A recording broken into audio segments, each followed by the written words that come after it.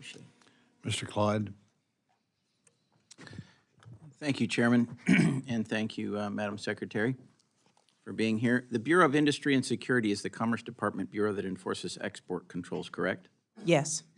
All right. According to the guiding principles found on its website, the Bureau of Industry and Security should ensure that the regulations it promulgates does not, and I quote, impose unreasonable restrictions on legitimate international commercial activity, end quote.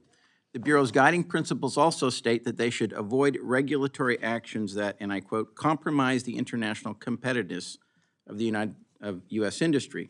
Now, you're asking for a budget increase for the Bureau of Industry and Security, $32.4 million, and also the International Trade Administration, whose responsibility it is to strengthen international competitiveness of U.S. industry, promoting trade and investment. You're asking for $34.5 million for them as well, both increases totaling over $60 million. And yet, the Bureau of Industry and Security finalized its interim final rule on April 30th of this year that permanently extends the current pause on firearm export licenses, violating both the previously outlined Bureau guidelines by severely restricting American firearm, ammunition, and other component manufacturers from acquiring the necessary licenses to export their products for sale. Under this interim final rule, the duration of firearm export licenses will be reduced from 4 years to 1, with approvals now occurring on a case-by-case basis. Following implementation of this rule, approximately 2,000 active firearm export licenses that were previously approved will be automatically revoked, compelling the affected companies to submit new applications for export licenses. So much for the Paperwork Reduction Act.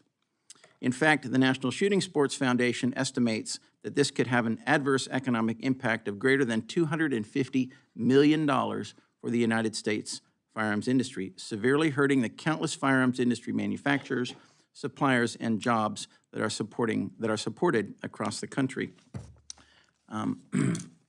Chairman, I request unanimous consent to submit to the record this firearm and ammunition industry economic impact report by the National Shooting Sports Foundation. Thank you. You know, this rule will cause massive confusion in the market. It will terminate current business. It will damage the goodwill of the brands of firearm manufacturers, and it eliminates future business. So, Madam Secretary, $250 million is a huge amount. Would you consider that an adverse economic impact? And would you consider that as compromising the competitiveness of the U.S. industry abroad? Thank you for the question. I will say this. National security has to come before commerce. It's one of the hardest parts of my job. I tell semiconductor companies that they can't sell their chips to China. It denies them revenue. But first and foremost, it's national security. I want to say I hear you, and I appreciate your concerns, but the reality is this is a very narrowly targeted change to tighten up our license requirements. It's based upon good data we have around diversion. Guns go one place but wind up in the hands of criminals or drug traffickers or terrorists. And we're denying or making it very hard to sell guns to 36 countries that have unrest, huge drug cartels. It is not in America's national security interests to export guns that wind up in the hands of criminals that could destabilize those countries or, quite frankly, our own country. I will tell you, every one of those people that had their license revoked can reapply, but it's going to be under stricter scrutiny in light of the evidence we have around diversion. Well, ma'am, I mean, these are vetted countries. You know, obviously, these licenses were approved in the past, okay? I mean, this is going to cost the United States firearms industry a tremendous amount of money.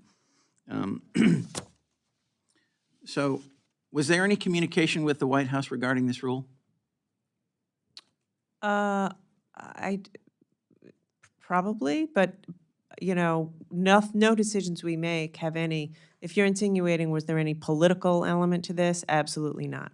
We have data from the GAO and other places that say, You know, when law enforcement agencies confiscate guns in these 36 countries in connection with crimes, drug crimes, cartels, terrorists, they're guns that have been diverted. They were sold to a, you know, legitimate commercial user and diverted.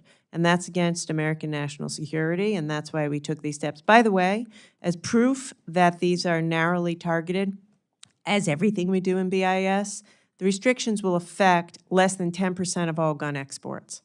So I don't agree with you that, I agree, I admit it is some commerce, but I think national security comes first, and I don't agree that it's large swaths of commerce. These are narrowly tailored to meet the national security mission. Ma'am, a $250 million economic impact is not narrowly tailored. I certainly cannot support, cannot possibly support this increase in funding when BIS comes out with this particular type of a rule, and I yield back. Mr. Morelli?